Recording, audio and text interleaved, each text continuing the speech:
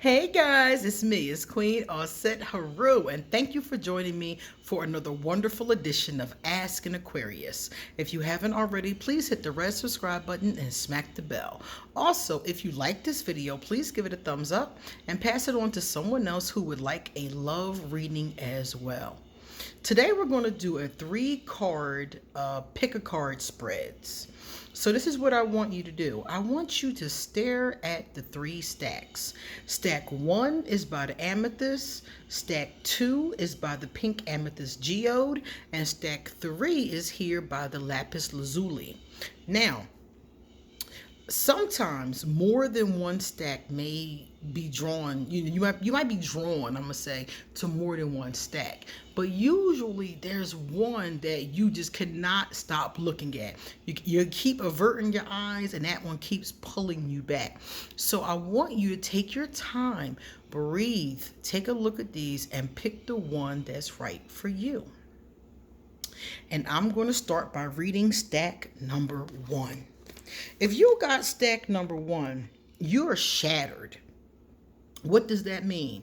It means your heart is broken in little teeny pieces. It means that either right now, currently, you're going through something with your significant other or others or whoever. You're going through something with your love that has you broken. It could be a situation where you found out there's been infidelity. They could have made a baby on the outside. They could have left you. They could have broken up with you. A number of things could have happened. Or you could be currently in the situation where they're still there with you and you're dealing with the situation. Likewise, some still will have already be already out of this situation. It could have been years ago, even, many years ago. And you could still be shattered because you have not done the healing work. A lot of people, when they become shattered in this way, what they do is they get busy, they get productive, they move on. They let it go and they move on, but they never heal themselves.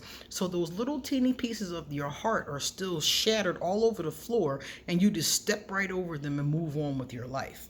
So what this looks like in a person is a person who's afraid to love, a person who is shut off, a person who is constantly finding fault with themselves or with their lovers, a person who does not want to ever get married or ever love anybody ever again. So in this particular situation that we see with this card, this shattered person needs to do some healing work. Now, sometimes you can't just go right to healing work.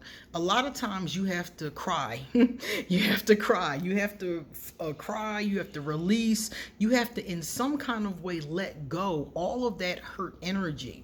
So if you're still in this situation, or if you're long out of this situation, there's still a need to release that pent up emotion.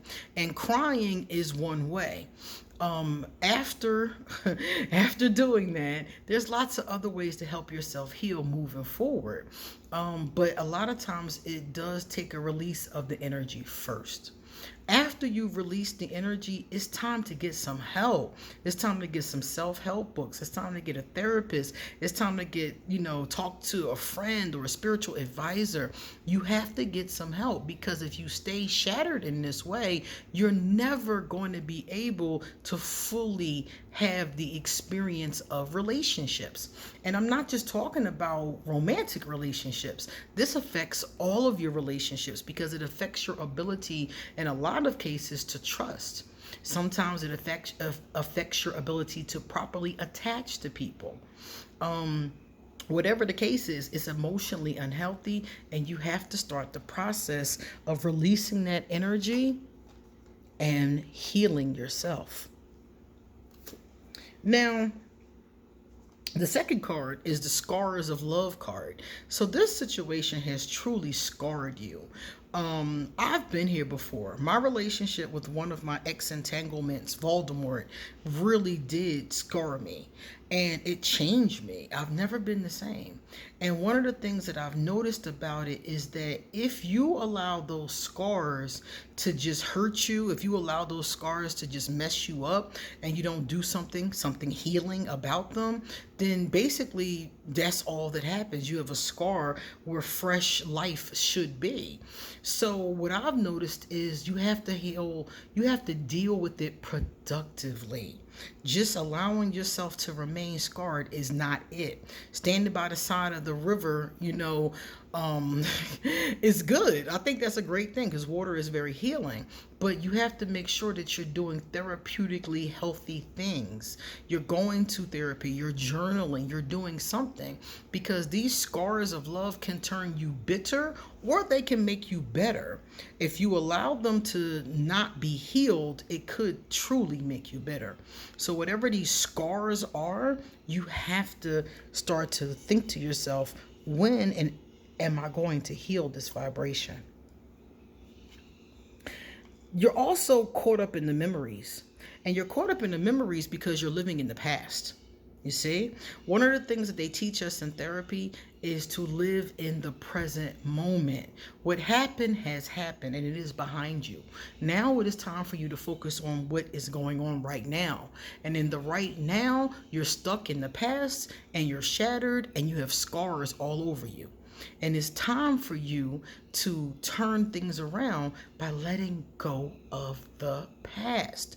Now, mind you, it's hard to let go of the past. If it wasn't, people would just do it every day. So that's why I recommended getting some help to help you be present in the present moment, let go of the past, and walk into a more productive and healthy future. You may be even able to fall in love again, or at least have other healthy relationships. But if you remain unhealed, that's going to be really difficult, because what ends up happening is if you're unhealed and you get into another relationship, you end up with more failed relationships. That's generally what happens. So in this case, you have to put yourself back together, heal yourself, get strong again, and then get back on a horse and move forward.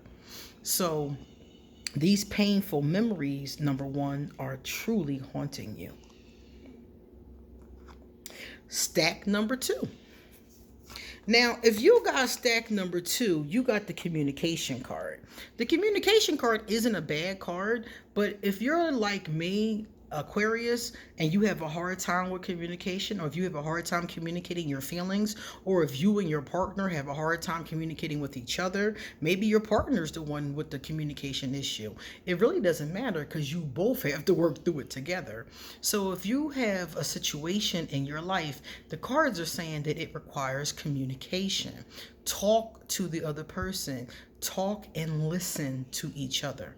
And if this is something that is a struggle for you, there are all kinds. I saw the other day a workbook on Amazon for couples who want to learn better communication. There's lots of them. There's workshops, there's books, there's therapists, there's couples, retreats. There's all kinds of stuff available if you really care about this relationship.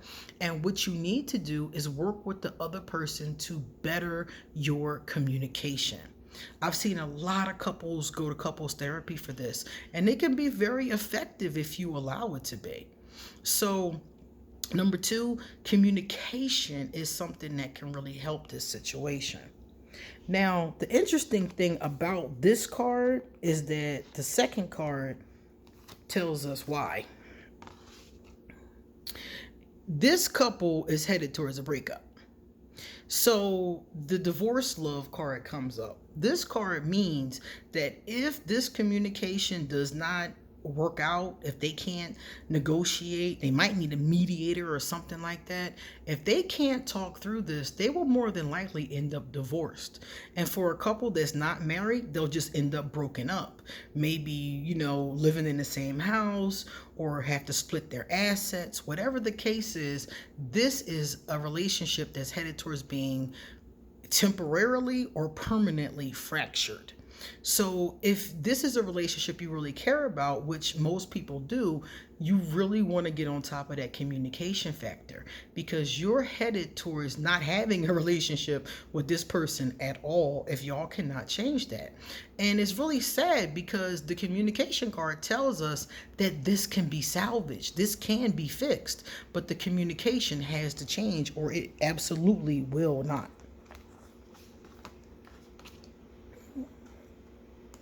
Now I'm going to give you the third card. One of you does not want this to be over. One of you is saying straight up, please do not go. Now, this person may not be saying this out loud, but they're definitely saying it in their heart and in their spirit. So the other person does not want to leave you. They do not want to break up with you, but they really just cannot deal with the relationship and the pain that's coming from it. So this card is saying, please don't go. Please work through this with me. Please work on this communication issue, and please help me to change this relationship. Please help us not to end up broken up. Help me. This person, either you or the other person, does not want the relationship to end. And according to the cards, it doesn't have to if you can work on your communication. Number 3. Now, this is interesting because I've seen this so many times. This card is telling us that this relationship, there is an issue with money.